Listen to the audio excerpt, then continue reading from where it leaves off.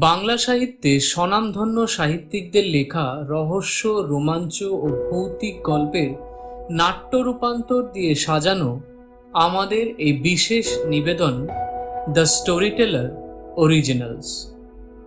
The story teller অরিজিনালসে এই সপ্তাহে আপনার জন্য আমরা নিয়ে এসেছি সত্যজিৎ রায়ের লেখা ধাপ্পা।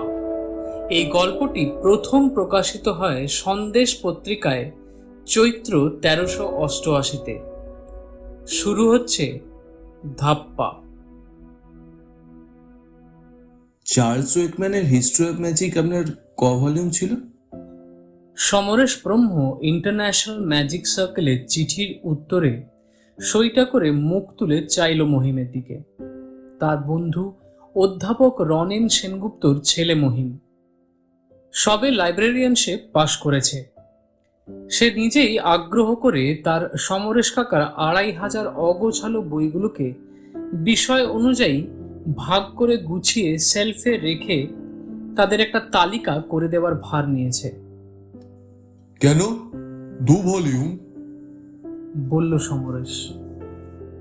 মাত্র একটাই দেখতে পাচ্ছি, সেকেন্ডটা?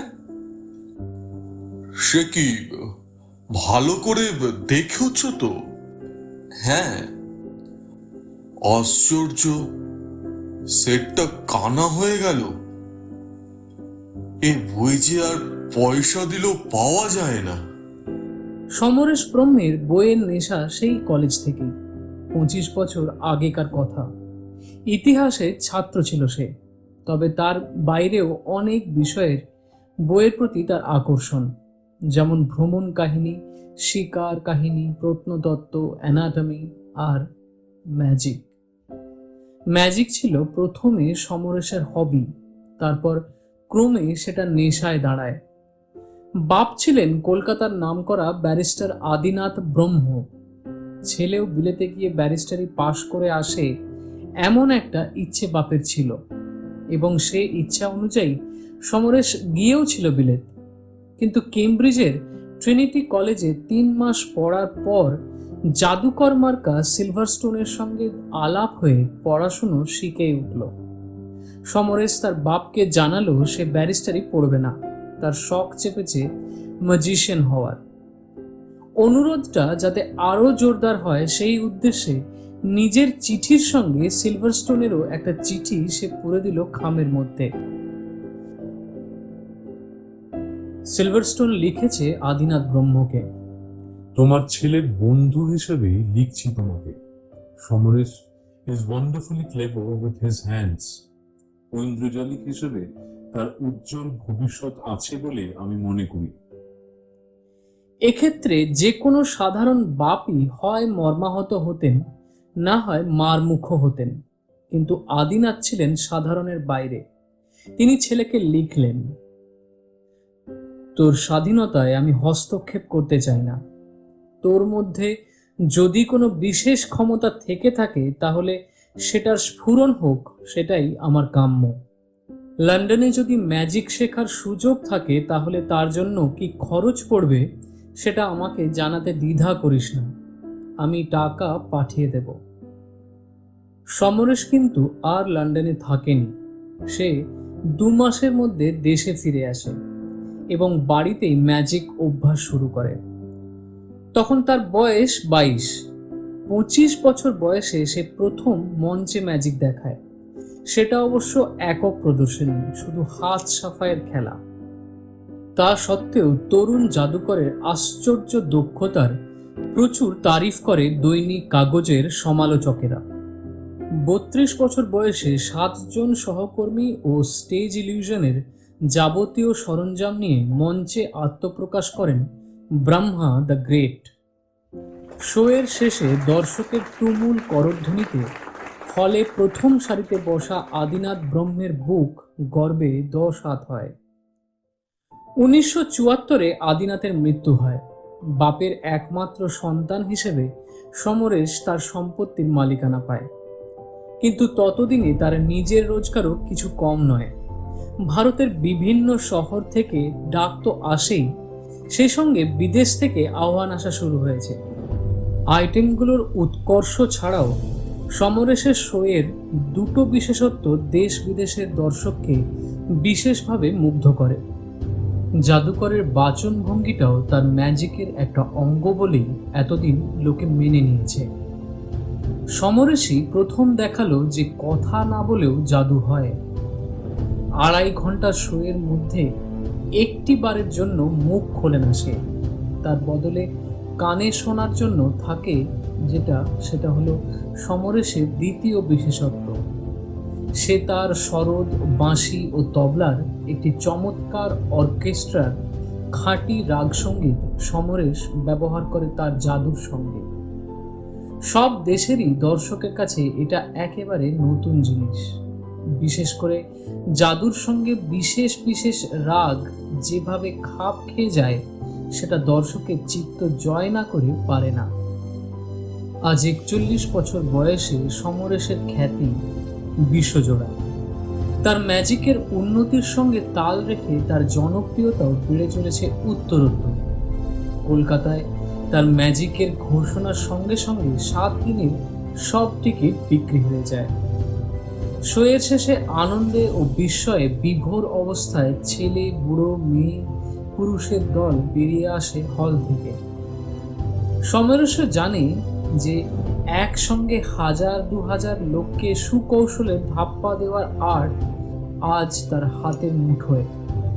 আমেরিকানরা তার তুলনা করে থার্স্টন ও হুডিনির সঙ্গে, ব্রিটিশরা করে ম্যাস্কেলাইন ও ডেভিড ডেভান্টের সঙ্গে, ফরাসিরা রোবেয়র উদা আর হংকং এর চীনেরা চিং লিং ফু এর সঙ্গে।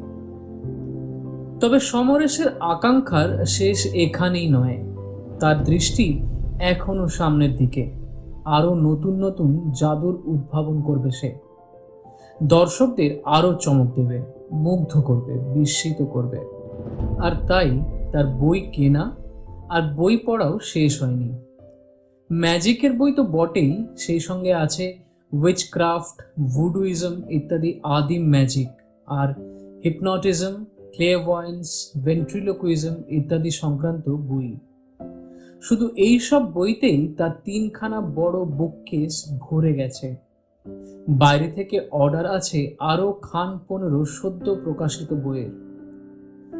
অনেকটা সময় বাইরে থাকতে হয় বলে বইগুলো অগোছালোভাবে ছড়িয়েছিল, তাই বন্ধুপুত্রের প্রস্তাবে সমরেশ আপত্তি করেনি। মহিমের কাজ শেষ হতে লাগবে আরো 3-4। এককালে বন্ধু বান্ধবদের বই ধার দিয়েছে সমরেশ, যদিও খুশি মনে দেয়নি কখনো। কেউ কিছু চাইলে না বলাটা ছিল সমরেশের ধাতের বাইরে। এটা যে চরিত্রের একটা দুর্বলতা সেটা সে নিজেও বুঝতো, কিন্তু বুঝেও কারোর অনুরোধ প্রত্যাখ্যান করতে পারেনি কখনো। ধার দেওয়া বইয়ের হিসেব রাখার জন্য একটি খাতা করেছিল সমরেশ। যে বই নিচ্ছে সে নিজেই তার নাম, বইয়ের নাম এবং ধার নেওয়ার তারিখ সে খাতায় লিখে রাখত। বই ফেরত এলে সমরেশ এই নাম তারিখের উপর দিয়ে কলম চালিয়ে পাশে একটা সই করে রাখত। কাজে সফলতার সঙ্গে সঙ্গে মানুষের চরিত্র আরো দৃঢ় হয়, আত্মপ্রত্যয় বাড়ে। সেই কারণে বোধহয় বছর 10 হলো সমরেশ বই ধার দেওয়া একেবারে বন্ধ করে দিয়েছে। মাফ করো ভাই, ওই একটা অনুরোধ আমি রাখতে পারবো না। এই কথাটা বলা হঠাৎ তার পক্ষে সহজ হয়ে গিয়েছিল। আজকাল ব্যাপারটা সকলেই জানে, তাই আর অনুরোধটা কেউ করেও না। কিন্তু তা সত্ত্বেও ওই একটা বই বেপাত্তা হয় কি করে? ওই খাতাটা একবার দেখলে হতো নাকি? কিন্তু ম্যাজিকের বই নেওয়ার মতন লোক, ঠিক তো, তেমন লোকও ছিল। সমরেশের মনে পড়েছে। মহিম পাশেই দাঁড়িয়ে। সমরেশ তার দিকে ফিরল। শোনো মহিম, আমার ওই ইতিহাসের বইয়ের সেলফের ডান দিকে একটা ছোট রাইটিং টেবিল আছে, দেখেছো তো? তার দেরাজে দেখবে একটা নীল রঙের নোটবুক আছে। এককালে বই ধার দিয়েছি লোককে, যে নিত সে ওই নোটবুকে লিখে রাখতো। একবার ওটাতে দেখো তো হিস্ট্রি অফ ম্যাজিক কেউ ধার নিয়েছিল কিনা। মহিম 1 মিনিটের মধ্যেই খাতাটা নিয়ে এলো। তার মুখে হাসি। এই তো পাওয়া গেছে। বলল মহিম। Last entry. নামটা না, নামটা কাটা হয়নি। সুশীল তালুকদার কি? হ্যাঁ। ঠিক ধরেছি। দেখি খাতাটা দেখি। যাক, অন্তত হদিশ পাওয়া গেছে। চার্লস ওয়েকম্যানের হিস্ট্রি অফ ম্যাজিক ভলিউম 1 ধার নিয়েছিল সুশীল তালুকদার 10/10/72 তারিখে, অর্থাৎ আজ থেকে 10 বছর আগে। ফেরত দেয়নি। হস্তাক্ষর সুশীলের, তাতে কোনো সন্দেহ নেই। কিন্তু সুশীল তো এসেছিল দিন 5 আগে, বিকেলের দিকে। তার সঙ্গে দেখা করার ইচ্ছে জানিয়ে স্লিপ পাঠিয়েছিল মহিমের হাতেই। অসুস্থতার অজুহাতে সমরেশ দেখা করেনি। সাক্ষাতের কারণ তো জানাই আছে, হয় শোয়ের টিকিটের জন্য হাতে পায়ে ধরা, না হয় কোনো ফাংশনে যাওয়ার জন্য পিড়াপিড়ি। এককালে প্যান্ডেলে ম্যাজিক দেখিয়েছে বই কি সমরেশ, কিন্তু এখন যে সমরেশ আর সেই সমরেশ নেই, সে কথাটা অনেকেই ভুলে যায়। আর টিকিটের জন্য আবদার জিনিসটা তো বাঙালিদের মজ্জাগত।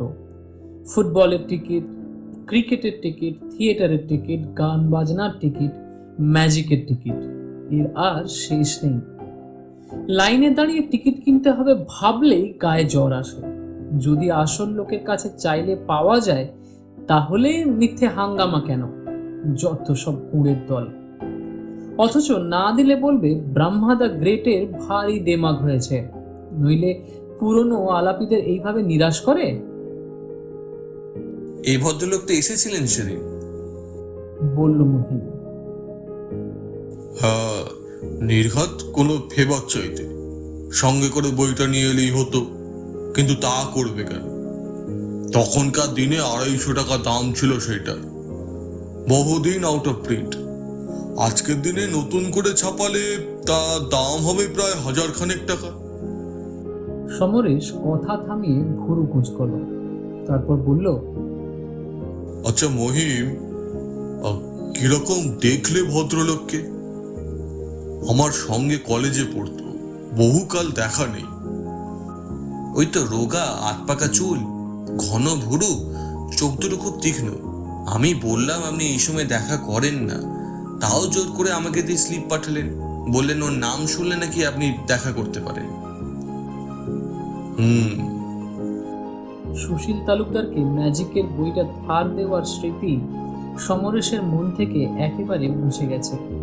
কি মূর্খই ছিল সে নিজে 10 বছর আগে, নইলে এমন বই কেউ ধার দেয়? তখনও পর্যন্ত সুশীলের ম্যাজিক সম্বন্ধে বেশ আগ্রহ ছিল, সেটা সমরেশের মনে আছে। হাত সাফাইটা বেশ ভালোই পারত, তবে ধৈর্য বা অধ্যাবসায় কোনোটাই ছিল না ওর। তাছাড়া অবশ্য সমরেশের মতো ধনী বাপও ছিল না, তাই ম্যাজিকটাকে পেশা হিসাবে নেওয়ার প্রশ্ন সুশীলের ক্ষেত্রে ওঠেনি। সেই লোকের কাছে আজ 10 বছর থেকে পড়ে আছে সমরেশের সংগ্রহে সবচেয়ে মূল্যবান 2টি বইয়ের একটি। ভরসাই যে জানা গেছে যখন, তখন ফেরত পাওয়ার একটা উপায় নিশ্চয়ই হবে। সেদিন সন্ধ্যাবেলা কলা মন্দিরে শো ছিল। রাত 10টা নাগাদ বাড়ি ফিরে এসে সমরেশের আবার মনে পড়ল বইটার কথা। বছর 12 আগে প্রথম কিনে বই দুটো সুশীলকে দেখিয়েছিল, সেটাও মনে পড়ল। সুশীলের মন্তব্যটাও মনে পড়ল, জাদুবিদ্যার ইতিহাসে একদিন তোমারও নাম লেখা হবে সমরেশ। সুশীলের অবস্থা তেমন সচ্ছল নয়, সেটা সমরেশ জানে। সে বিয়ে করেছিল বেশ অল্প বয়সে, 2টি মেয়েও হয়েছিল। একটির অন্নপ্রাশনে সমরেশ নেমন্তন্ন খেয়েছিল। ইতিমধ্যে আরো সন্তান হয়ে থাকতে পারে, এমন মানুষের টাকার টানাটানি আশ্চর্য ঘটনা নয়। সে যদি বইটা বিক্রি করে দিয়ে থাকে, মহামূল্য সেটটা পঙ্গু হয়ে যেতে পারে মনে করে সমরেশের বুকের ভেতরটা মোচড় দিয়ে উঠল। পথ একটাই, সে নিজে যখন বইটা ফেরত নিয়ে আসেনি, তখন তাকে চিঠি লিখে সেটার কথা মনে করিয়ে দিতে হবে। সমরেশ লিখল, প্রিয় সুশীল, সেদিন তুমি এলে, অথচ অসুস্থতার জন্য তোমার সঙ্গে দেখা করতে পারলাম না। আশা করি কিছু মনে করনি। আমার একটা বই ওয়েকম্যানের হিস্ট্রি অফ ম্যাজিকের প্রথম খণ্ড 10/12/72 তারিখে আমার কাছ থেকে তুমি পড়তে নিয়েছিলে। এ কথা আমার নোটবুকে তোমার নিজের হস্তাক্ষর বলছে। ওটা আমার সংগ্রহের একটা সেরা বই এবং অধুনা দুষ্প্রাপ্য। পত্রপাঠ যদি সেটি ফেরত দিতে পারো তো আশ্বস্ত হই। সকালের দিকে এলে চা যোগে কিঞ্চিত আড্ডাও হতে পারে। শুভেচ্ছা নিয়ে, সমরেশ। চিঠিটা লিখে বার দুয়েক পড়ে দেখলো সমরেশ। ফেরত দেওয়ার ব্যাপারটা বেশ জোর দিয়েই বলা হয়েছে, তবে রূঢ়ভাবে নয়, এটাই দরকার। খামের ওপর ঠিকানা লিখে টিকিট লাগিয়ে সমরেশ ড্রাইভার রঘুনাথের হাতে চিঠিটা দিয়ে দিল তৎক্ষণাৎ ডাকে ফেলে আসার জন্য। কলকাতার ডাক বিভাগ যে সব সময় খুব তৎপরতার সঙ্গে কাজ করে তা নয়, তবে তাদের গাফিলতির জন্য 4 দিন সময় দিয়েও যখন সুশীল তালুকদার দেখা দিল না, তখন সমরেশ রীতিমতো বিরক্ত বোধ করল। এখন কি করা যায়? নিজে গিয়ে সরাসরি বইটা ডিমান্ড করাটা কি একটু বিসদৃশ্য মনে হবে? তাহলেও যদি ধরে নেওয়া যায় যে চিঠিটা সুশীলের হাতে পৌঁছয়নি, ডাকে খোয়া গেছে, তাহলে এছাড়া আর গতি কি? বুক শেলফের দিকে চোখ পড়লেই দ্বিতীয় খণ্ডের পাশে প্রথম খণ্ডের অভাবে সমরেশের মনটা হু হু করে ওঠে। বইয়ের নেশা এমনই জিনিস, ওটা উদ্ধার না করা অবধি শান্তি নেই। 7-3 মাধব লেনে থাকে সুশীল তালুকদার। রবিবার সকালে গেলে তাকে বাড়িতে পাওয়ার সম্ভাবনাটা বেশি, তাই সেটাই করল সমরেশ। 9টার সময় সুশীলের কলিং বেলে তার হাত পড়ল। মাধব লেনে এই সময় লোক চলাচল যথেষ্ট। সমরেশ কোনো জনপ্রিয় ফিল্ম স্টার হলে আর রক্ষে ছিল না, কিন্তু এমনি দেখে তাকে ব্রাহ্মা দ্য গ্রেট বলে চেনার কোনো উপায় নেই। স্টেজে সে গোঁফ ও ফ্রেঞ্চ কাট দাড়ি ব্যবহার করে এবং নিজের আসল চেহারা কাগজে ছাপতে দেওয়ায় তার নিষেধ আছে। কাকে চাই? দরজা খুলেছে একটি চাকর। সুশীল বাবু আছেন কি? আগে হ্যাঁ, কি নাম বলবো? বলো যে সমরেশ বাবু দেখা করতে এসেছেন। চাকর তাকে বসতে বলে ভেতরে চলে গেল বাবুকে ডাকতে। দরজার পেছনে বৈঠকখানায় ছড়ানো রয়েছে গোটাচারেক সাধারণ সোফা ও চেয়ার, মাঝখানে একটা গোল কাশ্মীরি কাঠের টেবিল। একপাশে একটা ছোট্ট বইয়ের আলমারির মাথায় একটা ওয়ার পরানো রেডিও, দেওয়ালে গোটা 3 ছবি ও 2 রকম ক্যালেন্ডার। সমরেশকে বসার সঙ্গে সঙ্গেই আবার উঠতে হলো। চোখ কপালে তুলে পর্দা ফাঁক করে হাসি মুখে ঘরে ঢুকেছে তার কলেজেরই সহপাঠী সুশীল তালুকদার। কি সর্বনাশ! এ কি সৌভাগ্য আমার! কোন দিকে সূর্য উঠল ভাই? আমার চিঠিটা পাওনি বোধহয়। তা পেয়েছি বই কি। তাহলে সমরেশ হতভম্ব। সুশীল বসেছে তার মুখোমুখি সোফায়। ব্যাপার কি জানো?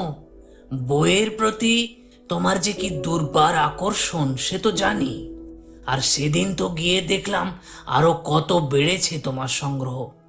তাই ভাবলাম যদি জবাব না দিই তাহলে তোমার সশরীরে এসে পড়াটা খুব একটা আশ্চর্য নয়।